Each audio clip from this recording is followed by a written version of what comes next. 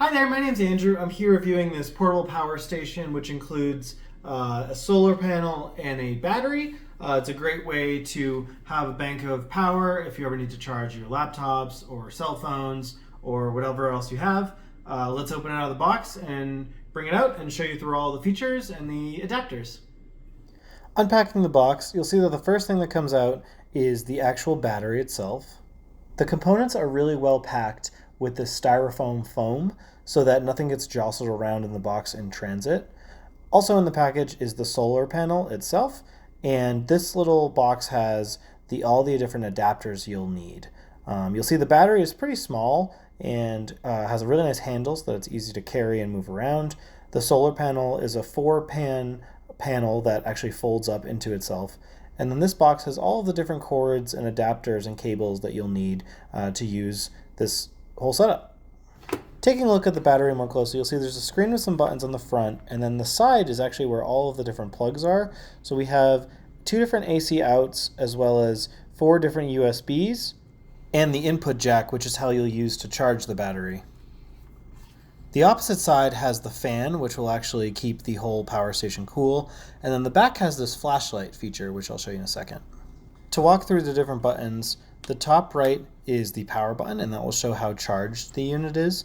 There's an AC on and off switch, and then there's a DC on and off switch, and that will show you what exactly is using. So the AC is the 2-prong and 3-prong plugs, and then the DC is all of the USBs along the bottom. And this will show you exactly what's on and what's off. You can just hit the button again. And then the fourth button is to turn on the flashlight, which is the back part here. It's just helpful to have in case you ever needed it in an emergency. For charging the battery, you have a few different options you can use. Obviously, there's a wall mount, which is probably the one that most people use the most, where you just plug it into an outlet and then plug the cord into the input. This will show the battery charging. It will blink when it's going up a level. The second option, which is really nice if you keep it in your car, is to use the actual power from the car from a cigarette lighter as the input source. This is a good way to keep it charged while you're driving around town or taking a road trip. And you can, of course, use the solar panel that comes with it to charge it as well.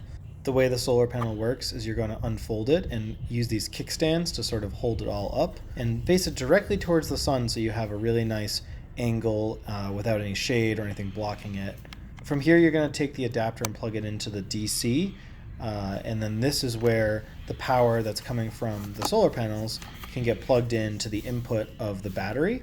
One of the tricks I've learned is to always keep your battery in the shade that's created by the solar panels so that it stays cool and doesn't lead to overheating.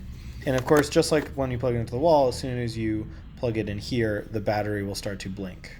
There are also these other USB outputs, which you can see there's a red light that's actually indicating that the solar panel is charging.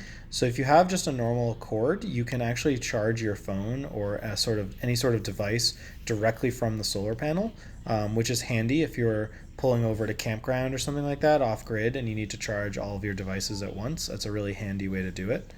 The charging time of the battery is going to depend a lot on what kind of skies you're looking at. If you had really, really clear skies, it will take about 6 to 8 hours with full sun. But you can see I have pretty kind of gray skies today, so it's not charging very fast. And what's really nice is after you've let this sit out for a while, it's really easy to just break this down. You just move the battery and the cord, and then the solar panel itself will just, the kickstands will clip back together, and it'll just sort of roll up into one really condensed bundle. Now to just show how the actual charging with the battery works, first you're going to hit the power button that's on the top right, and that will indicate how much battery you have. Then there's a DC button and an AC button that will turn on the respective sides of the charging. I'm going to start by charging our laptop on the AC side by clicking that AC switch. Then I'm going to turn on the DC and actually plug in my watch to these bottom 4 sections here. If you have any sort of small electronic, in my case, our watch or a headlamp or cell phones or anything like that, I've never had a problem charging up to 4 devices at once. Just so you can see that turns it on.